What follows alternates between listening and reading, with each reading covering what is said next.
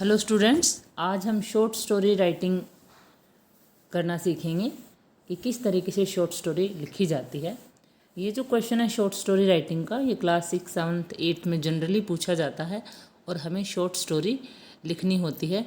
बहुत सारी short stories होती हैं और जो स्टोरीज हम बचपन से सुनते भी आ रहे हैं, जैसे कि थ्रस्टी क्रो की स्टोरी है, greedy dog, the crow and the fox, और द क्लेवर फॉक्स भी कहते हैं इसको, the fox and the grapes, और इसी को हम हंग्री फॉक्स के नाम से भी लिख सकते हैं। तो ऐसी बहुत सारी कहानियाँ हैं जो शॉर्ट स्टोरी के रूप में लिखी जाती हैं और एग्जाम्स में पूछी जाती हैं। स्टोरी लिखते वक्त हमें किन चीज़ों का ध्यान रखना है, कैसे हमें स्टोरी लिखनी है, इस चीज़ को आज हम सीखेंगे, पढ़ेंगे। Short story writing is the oldest form of written composition. Short story writing का ये जो क्वेश्चन है, ये बहुत पहले से ही एग्जाम्स में पूछा जाता रहा है।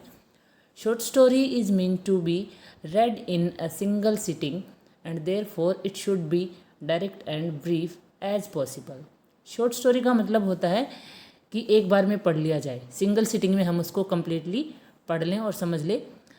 That's why it should be brief, इसलिए हमें इसको छोटा लिखना होता है। It is based on imaginary situation, so it should be written in easily understandable grammatical structure. Short stories जो होती हैं इमेजिनरी सिचुएशन पर बेस्ड होती हैं, हमारी इमेजिनेशन पर डिपेंड होती है, तो हमें इनका जो ग्रामेटिकल स्ट्रक्चर है वो बहुत ही ईजी और अंडरस्टैंडेबल रखना चाहिए, ताकि रीडर है वो उसके मीनिंग को ईजिली ग्रैस्प कर सके। Points to be kept remember while write a story. Short story लिखते वक्त हमें किन किन चीज़ों को ध्यान में रखना है, कुछ पॉइंट्स यहाँ पे हैं। तो सबसे पहले है टाइटल।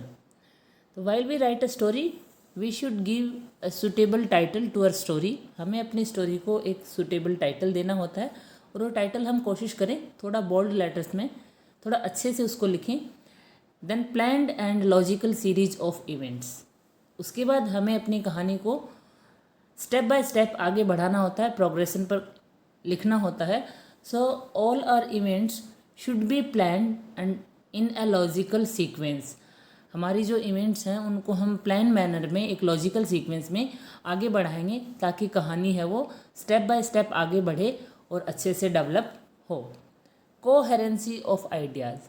हमें स्टोरी लिखते वक्त आइडियाज़ को कोहेरेंट रखना पड़ेगा, ताकि हमारे जो आइडियाज़ हैं वो एक के साथ एक जुड़ते चले जाएं और कहानी है वो एक अच्छे मीनिंगफुल रूप में प्रेजेंट हो, अच्छे से डेवलप हो।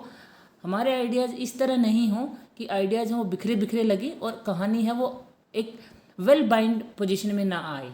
इसलिए हमें अपने आइडियाज़ को कोहेरेंट रखना है, उनको एक के साथ एक आइडियाज़ को जोड़ते हुए आगे बढ़ाना है, उनमें हमें इंटीग्रिटी रखनी है। Then language. कहानी की जो लैंग्वेज है, स्टोरी राइटिंग की जो लैंग्वेज है वो हमें बहुत ही सिंपल रखनी है। उसका ग्रामेटिकल स्ट्रक्चर है वो बहुत सिंपल वाला रखना है, ताकि कहानी है वो रीडर्स के लिए बहुत ही ईजीली अंडरस्टैंडेबल हो। और लास्ट में आता है मॉरल। किसी भी कहानी का हमें मॉरल लिखना होता है, एक वैल्यू मैसेज जो कहानी के थ्रू हमें मिलता है, वो मॉरल हमें एंड में लिखना होता है। अब यहाँ एक क्वेश्चन है, right a short story of the greedy dog and also give the moral of the story.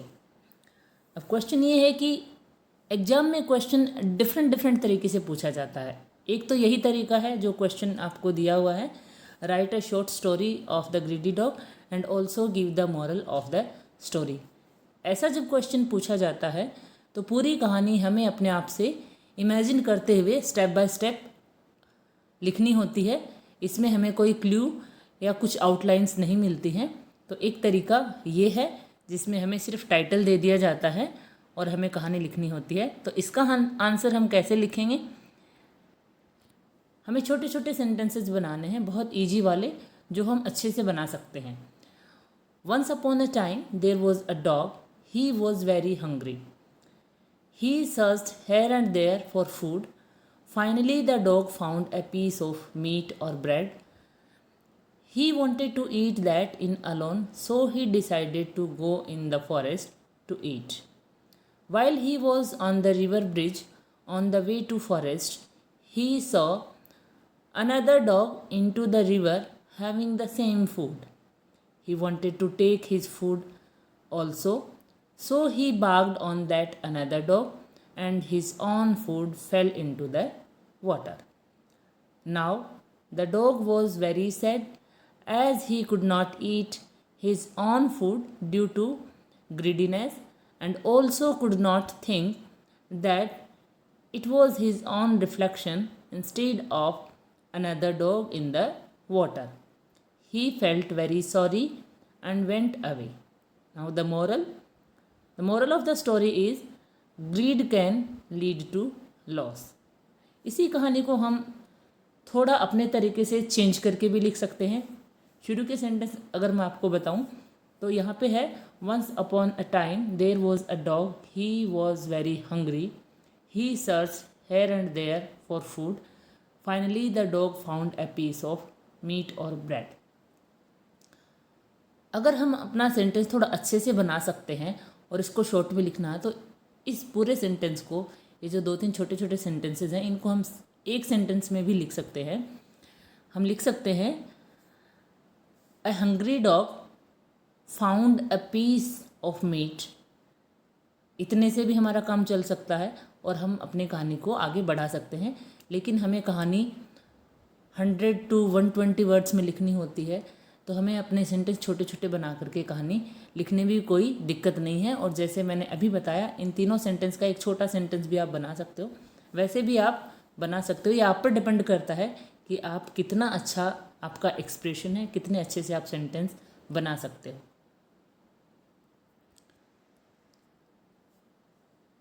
ये सेकंड टाइप ऑफ क्वेश्चन है, right a story based on given outlines. नीचे कुछ आउटलाइंस दी हुई हैं. हमें इस तरीके के क्वेश्चन में पहले आउटलाइंस को बड़े ध्यान से पढ़ना होता है और ये पता करना होता है कि ये कौन सी स्टोरी है. यहाँ पे हम आउटलाइंस को पढ़ते हैं. A crow finds a piece of bread, flies to a tree, a hungry fox sees the crow, thinks of a plan, praises him, request him to sing, the crow very pleased opens his beak, the bread falls down, fox picks up, runs away. तो ये outlines पढ़ के हम पता लगा सकते हैं क्या कि कौन सी स्टोरी है. यस, हम पता लगा सकते हैं. ये जो कहानी है वो the fox and the crow या फिर the clever fox and the crow है, जिसमें एक क्रो के पास एक पीस ऑफ ब्रेड या पीस ऑफ फूड होता है और एक हंग्री फॉक्स होती है. वो जैसे ही उस क्रो को देखती है तो वो उस फूड को लेना चाहती है, तो वो उस क्रो को मूर्ख बना देती है. उसकी झूठी प्रेज करके उसको मूर्ख बना करके उसको गाना गाने के लिए खुश कर लेती है. और जैसे ही क्रो है वो फुलिश है, उसकी बातों में आ जाता है, और जैसे ही वो गाना गाने के लिए अपनी बीक को ओपन करता है, उसका वो ब्रेड नीचे गिर जाता है एंड फॉक्स उसको उठाती है और वहाँ से निकल जाती है. और अब क्रो है वो बहुत पछताता है, बहुत दुखी होता है, बट उसके पास कोई रास्ता नहीं बचता है. तो ये एक स्टोरी है. तो अब हम वापस से इन आउटलाइंस को पढ़ेंगे. आउटलाइंस को पढ़ के हम कुछ सेंटेंस, इसमें दिया हुआ a crow finds a piece of bread, तो हम लिख सकते हैं there was a crow, he found a piece of bread. तो बच्चों इन आउटलाइंस को ध्यान से देखिए, सारी की सारी सिंपल प्रेजेंट में लिखी हुई हैं, लेकिन कहानी है वो पास्ट में लिखी जाती हैं. ये जो हमारी इमेजिनरी कहानियाँ होती हैं, इमेजिनरी स्टोरीज होती हैं, इन्हें हम जनरली सिंपल पास्ट में लिखते हैं, बट बहुत सारे बच्चे इसको प्रेजेंट में भी लिखते हैं. बट बच्चे ध्यान रखो, आपका पहला सेंटेंस है वो पास्ट में ही होगा, आगे आप उसको प्रेजेंट में स्विच कर सकते हो. बट हाँ, अगर एक बार आपने उसको प्रेजेंट में स्विच कर लिया है तो आप वापस पास्ट में स्विच नहीं करेंगे. बार बार आपको प्रेजेंट पास्ट स्विच नहीं करना है. आप एक ही टेंस में अपनी पूरी कहानी को पूरा करेंगे. सिंपल पास्ट है वो बेस्ट वे है अपनी कहानी को प्रेजेंट करने का. कई बच्चे सिंपल प्रेजेंट में लिखते हैं पर हाँ, पहला सेंटेंस पास्ट में लिखने के बाद आप अपनी कहानी को प्रेजेंट में, क्योंकि जब हम सीक्वेंस ऑफ आइडियाज़ लिखते हैं तो सीक्वेंस ऑफ आइडियाज़ को हम सिंपल प्रेजेंट में भी लिख सकते हैं, तो पर हम बीच बीच में इसको स्विच नहीं करेंगे। तो देखते हैं हम अपनी कहानी। A crow finds a piece of bread. तो हम सिंपली भी लिख सकते हैं a crow found a piece of bread, या फिर there was a crow he found a piece of bread. Flies to a tree.